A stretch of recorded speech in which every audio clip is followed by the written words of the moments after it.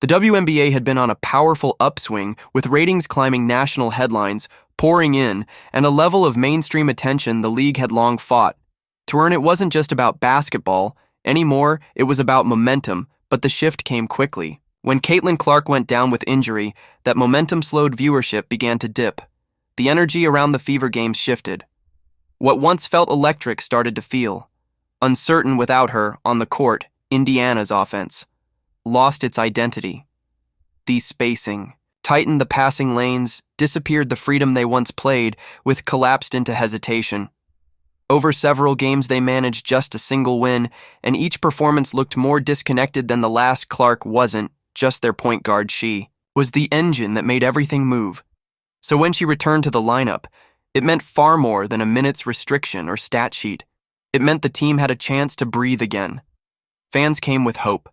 The cameras returned. The lights felt a little brighter. But as soon as Indiana began finding that rhythm again, things took a turn. The defense tightened. The Liberty brought physicality, possessions, got more aggressive, elbows, sharper, space harder to find. And then it happened. As Clark navigated through traffic, she took a hit directly to the face. What followed wasn't just another highlight reel. It wasn't just a player bouncing back from contact. It was a turning point. She got smacked in the face. And what happened after reminded everyone watching who Shirley is. There was a different kind of silence before tip-off, not nervous, not unsure, just the kind that settles in before a storm. Caitlin Clark was back, and whether you loved her or couldn't stand her, you wanted to see what she'd do next.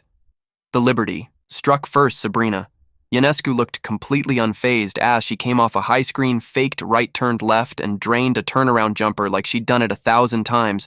Just smooth execution from a player who lives for the spotlight, but Indiana didn't come out flat. Clark set the tone early, not with a deep three or a flashy play, but with a pass that only a handful of players in the league could make. She spotted Kelsey Mitchell slipping behind the defense and delivered a perfect bounce pass that led straight to the bucket. Her vision hadn't missed a beat. She followed that up with a play that told everyone she wasn't just here to test her legs.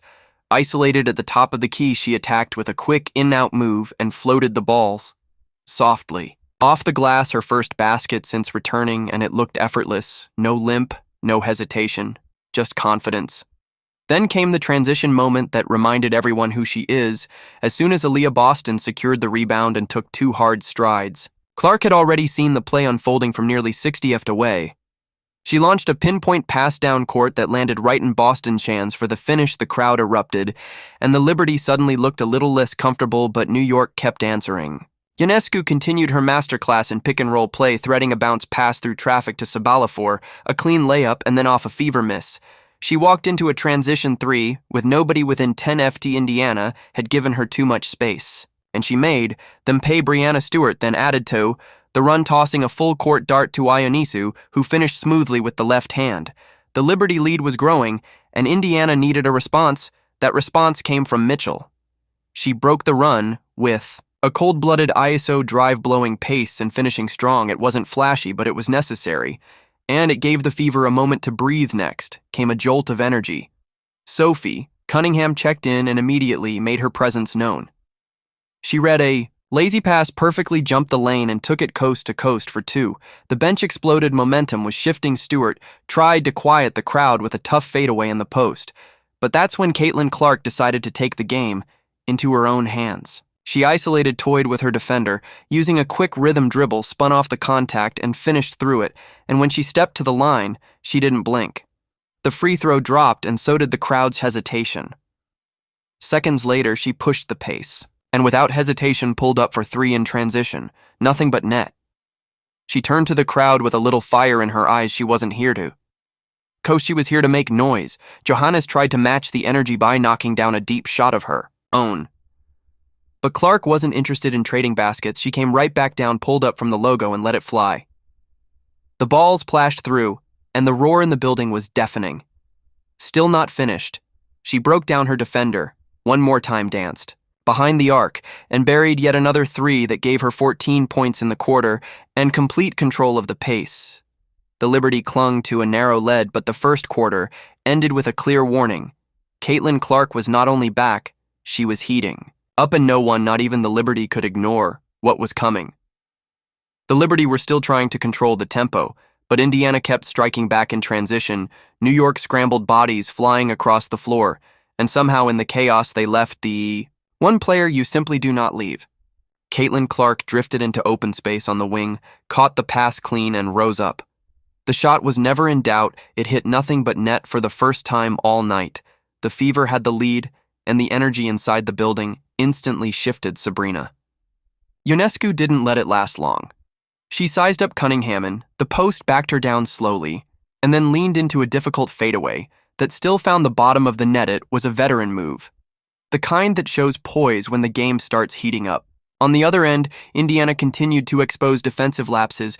Kelsey Mitchell once again found the back door wide open, cutting hard as her defender ball watched for a split second the pass hither in stride, and she finished strong through the contact. The whistle blew. The bench rose to their feet, and the Fever's rhythm started clicking again. Natasha Cloud answered by weaving her way through the paint and finding Sabally for an easy layup. It felt like both teams were trading haymakers now, not just shots. And the momentum never stayed in one place for long. Then the crowd rose. Again, Caitlin Clark found herself isolated with Brianna Stewart in front of her. She sized her up, calmly stepped back into open space, deep beyond the arc, and launched it. The ball hung in the air like it was floating above the moment. When it dropped, the crowd exploded. Stewart looked at her, smiled in disbelief, and Clark couldn't help but crack one back. 2 stars, one shared moment Nowards needed, but Clark wasn't done. Every next possession, she created space. At the top, drew 2 defenders and dished it perfectly to Lexi Hall, who knocked down the open 3.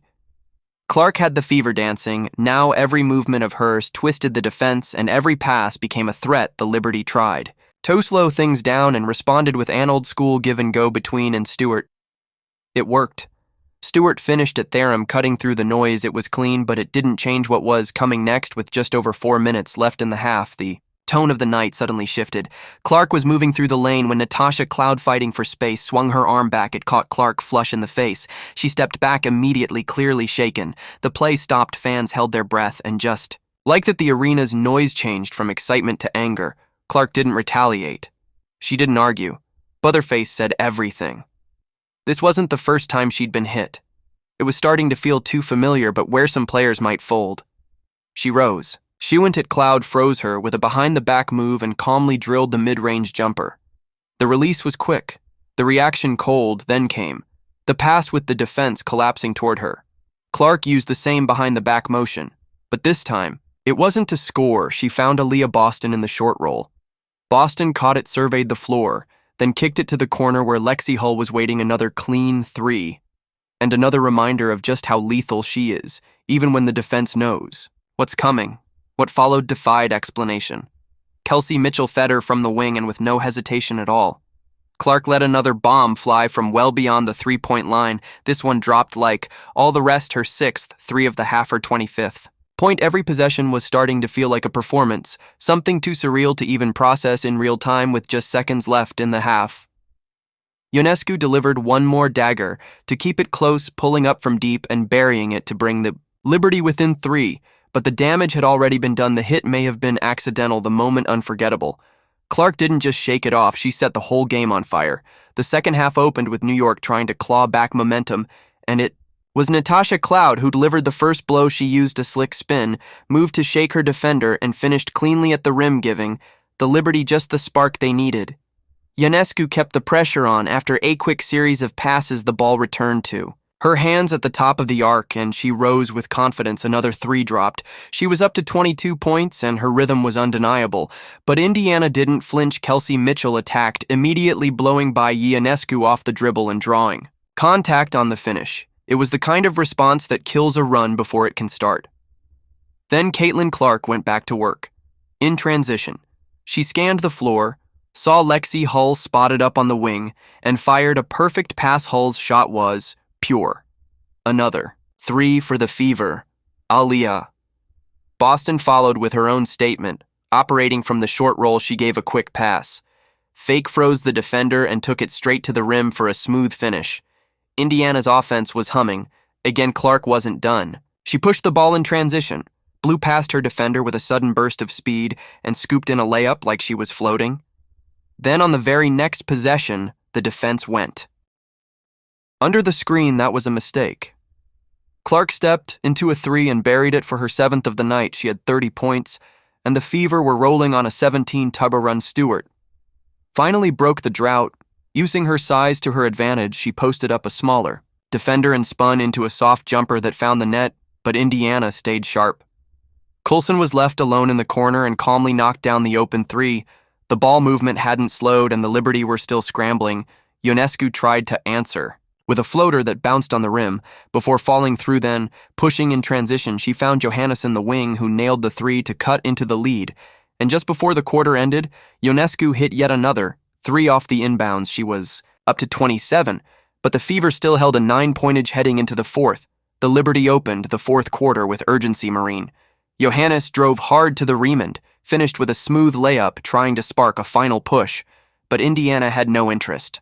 In letting their momentum slip, they ran the offense through Boston at the high post, and when the double came, she calmly kicked it out to Coulson, left alone on the perimeter.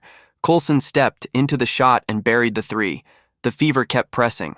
Boston, now fully in command, spotted Kelsey Mitchell in the corner. Her defender was late, and Mitchell made them pay with another clean triple on the next trip.